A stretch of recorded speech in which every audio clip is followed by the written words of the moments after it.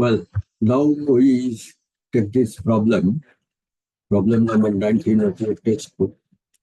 It says that motorcycle has to move with a constant speed over an overbridge. So this is an overbridge, which is a vertical overbridge of circular arc of radius r. So this is radius r. And the total length of the overbridge is L. Total length is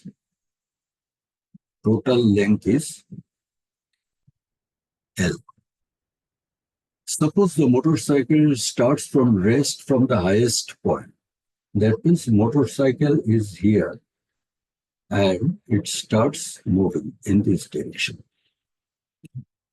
First question is, what can be the maximum velocity for which the contact to the road is not broken at the highest point?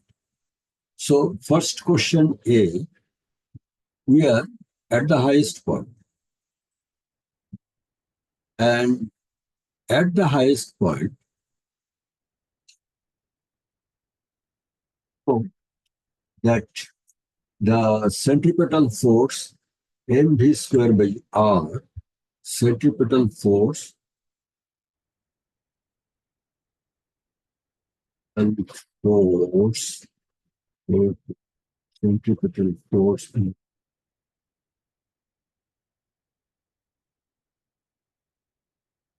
And who provides this centripetal force? Of course, this is the path of motion. This is the centripetal force by R. And who provides this force? It is only the vertically downward weight of the force, mg. So mg has to be equal to mv square by R. Therefore, m square by R is equal to G. Therefore, V is equal to under by R. There is a, V is equal to, V will be equal to under RG.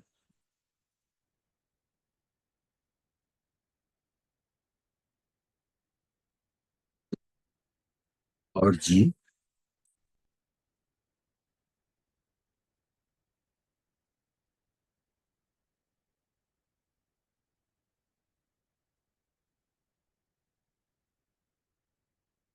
Well, V square equal to RG. So V is equal.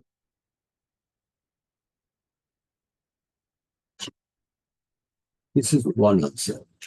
Now, let's do a minute on this. V is equal to under root RG. R is given. G is known to everyone. That means for a particular overbridge, there is a velocity V at which the centripetal force is equal to its weight force Mg. Happens if the V is more. Let's think that make your idea clear. If V is more than Rg, let me write out. If V is, what happened? mv square by R will be more. So the result will be the motorbike will try to fly out of the overbridge. This also happens if you try to drive too fast on an overbridge. In fact, while driving, you have to always estimate what is your correct force. Okay? Then let us second part. If the motorcycle goes at a speed 1 by root 2 times the maximum found in this above question, where will it lose contact with the road? Let us consider that means in part B, the velocity V is 1 by root 2 of velocity v is 1 by root 2 of this value. That means velocity v is equal to under root rg by 2. Because under root rg and it is 1 by root 2 times. So under root rg by 2 is the velocity. Let us consider any arbitrary point. Let us say this is the point where it will lose the ground. And let us say this angle is theta. Here the force mg works downward, and this is the centripetal force mv square by r,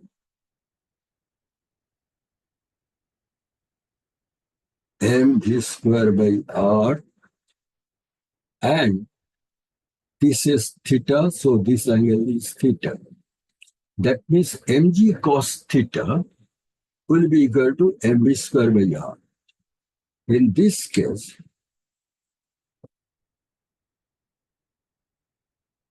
yes, theta is such that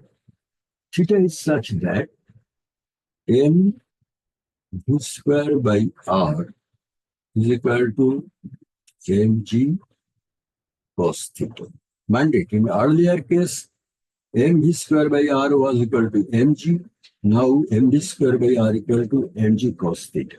The situation has changed. So here in both cases, m and m gets cancelled. So what we are left with? We are left with rg cos theta is equal to v square. We are left with v square equal to rg cos theta.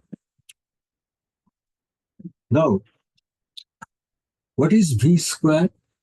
V is given rg by 2, under root rg by 2.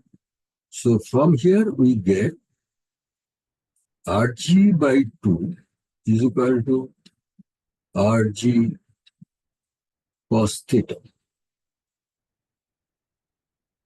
Rg by 2 we get equal to rg cos theta. Therefore, we get cos theta is equal to half. Cos theta is half. You know, cos theta is at 60 degree. Cos half is 60 degree. So this is 60 degree, and 60 degree corresponds to pi by 3. 60 degree corresponds to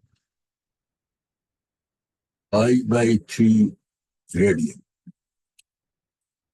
Now, the question was, where will it lose the contact? Can say that it will lose the contact when this angle is pi by 3, but let us find out this length. Let us find out this length of the road. Let us say this length of the road is S after it starts.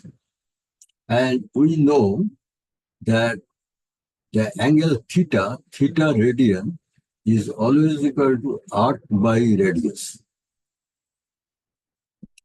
Therefore, arc S divided by radius r is equal to pi by 3. Therefore, S is equal to pi r by 3. So, answer is at a distance pi r by 3, but not pi r by c, pi r by 3,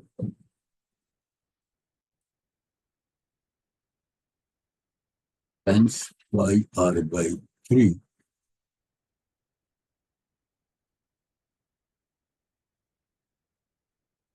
at a distance pi r by 3 from the topmost point. At a distance pi r by 3 from the topmost point. There is a part C of the question. What maximum speed can it maintain so that it does not lose contact anywhere? So we have to now consider this part, maximum speed. So if you consider this part, this is the R, and E. The motorbike will not lose contact even when it is here. Here it is mg. If this is theta, then this is mg cos theta. This is mg cos theta. So mg cos theta will provide the centripetal force. Therefore, mv square by r equal to mg cos theta, if this angle is theta, right? And what is theta in radian? Theta is radian is L by 2. This is L by 2 divided by R.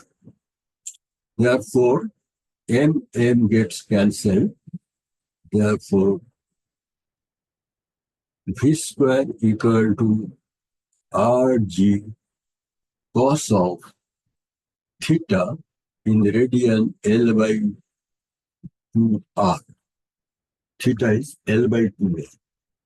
Therefore, V is equal to under root RG cos of L by.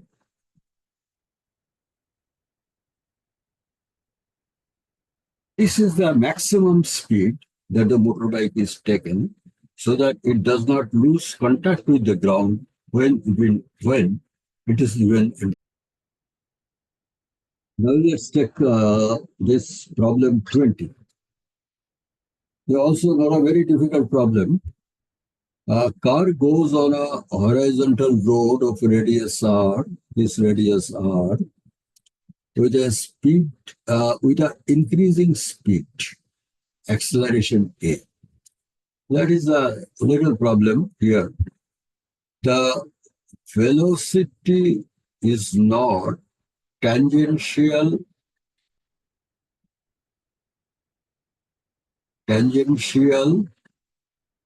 velocity is not uniform.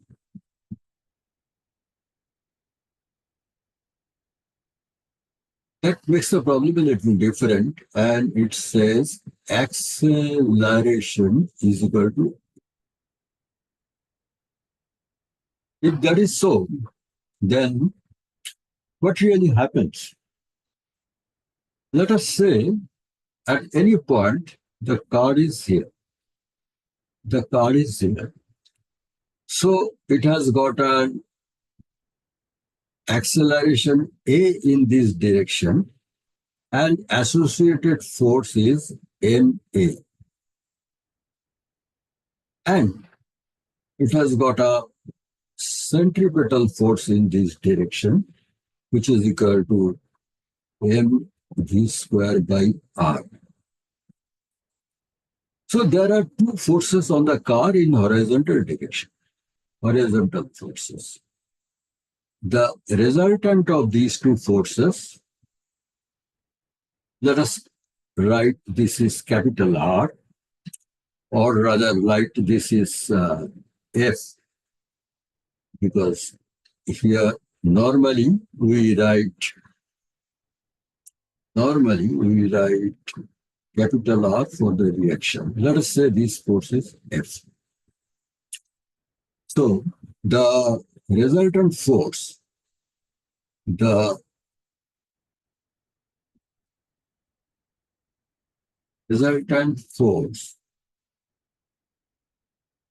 F is equal to R by R plus ma square whole under root. It is from the vectorial addition parallelogram formula. This is equal to, we take m outside, inside we have, sorry, this whole thing both has to be, mv square by has to be squared, ma has to be squared.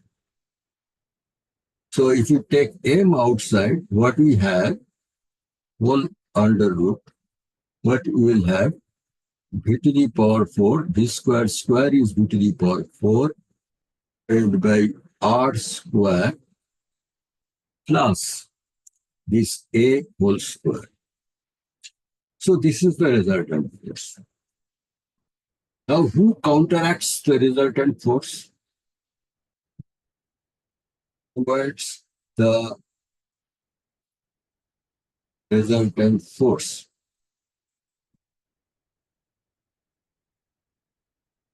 Who provides the resultant force? It is the friction. It's the friction. And friction, we know, it is equal to mu m g. Because if you take the elevation view of the car, this is the car, and it is mg. And vertical reaction is equal to also mg, and there is a frictional force mu mg. Only difference in this case, if we take a three-dimensional diagram, frictional force, if this car goes straight in the rectilinear motion, frictional force is on the left-hand side. Now the frictional force will be inclined to the normal. So frictional force equal to mu, that means this force is equal to mg. From here we find m whole under root v square v to the power 4 v to the power r square plus s square is equal to mu m. Cancel m on both sides. So, and then making a squaring of both sides, v square v to the power 4 by r square plus s square is equal to mu square g square. Now we have to find out v to the power 4.